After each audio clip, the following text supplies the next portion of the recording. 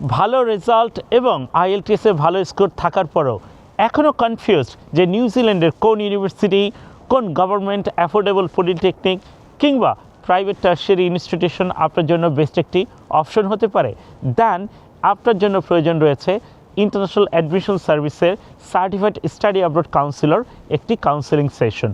কেননা international admission সার্ভিসের certified study abroad কাউন্সিলরগণ আপনার একাডেমিক কোয়ালিফিকেশন, আপনার ইংলিশ ল্যাঙ্গুয়েজ প্রফিসিয়েন্সি, আপনার ফাইন্যান্সিয়াল ক্যাপাসিটি এই প্রত্যেকটা বিষয়কে আমরা পর্যাপ্তভাবে অ্যানালাইসিস করার মাধ্যমে বলে দিতে পারবো কোন ইউনিভার্সিটি, কোন গভর্নমেন্ট পলিটেকনিক কিংবা কোন প্রাইভেট টার্সিয়ারি ইনস্টিটিউশন আপনার জন্য বেস্ট একটি অপশন হতে পারে।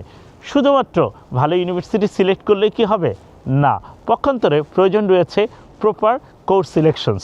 নিউজিল্যান্ডের স্টাডি পারমিট ভিসা শুধুমাত্র অন্যান্য যে কোনো কান্ট্রির স্টাডি পারমিট ভিসার ন্যায় কাজ করে না।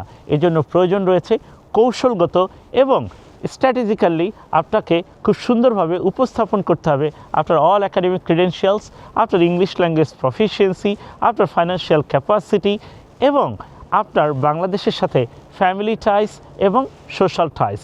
কেননা আপনার স্টেটমেন্ট অফ পারপাস এবং ভিসা অ্যাপ্লিকেশন ফর্মকে যদি আপনি সুন্দরভাবে কমপ্লিট যদি না করতে পারেন, সেক্ষেত্রে আপনার ভালো একাডেমিক রেজাল্টস এবং ভালো আইএলটিএস থাকার পরেও আপনার স্টাডি পারমিট ভিসা কিন্তু রিফিউজড হতে পারে। আমরা দেখেছি যেই সকল স্টুডেন্টদের গুড একাডেমিক রেকর্ডস রয়েছে এবং ভালো ইংলিশ ল্যাঙ্গুয়েজ প্রফিসিয়েন্সি রয়েছে এবং স্ট্রং ফাইন্যান্সিয়ালি ব্যাকগ্রাউন্ড থাকার পরেও অনেক স্টুডেন্ট অতিরিক্ত কনফিডেন্ট থাকার কারণে ওই সকল স্টুডেন্টের স্টাডি পারমিট ভিসা কিন্তু রিফিউজড হচ্ছে। নিউজিল্যান্ডের স্টাডি পারমিট ভিসার জন্য প্রয়োজন রয়েছে একজন expert certified study abroad career কাউন্সিলের যথার্থ দিক নির্দেশনা এবং গাইডলাইনের মাধ্যমে আপনি আপনার নিউজিল্যান্ডে উচ্চশিক্ষার যাত্রাকে সুগম করতে পারেন। ইন্টারন্যাশনাল অ্যাডমিশন সার্ভিস বাংলাদেশের অসংখ্য মেধাবী শিক্ষার্থীদেরকে ইতিমধ্যে আমরা স্কলারশিপ সহ অ্যাডমিশন এবং ভিসা প্রসেসিং করে দিতে সক্ষম হয়েছি।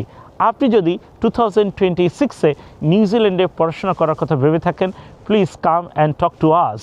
We people are here to serve you in every possible way.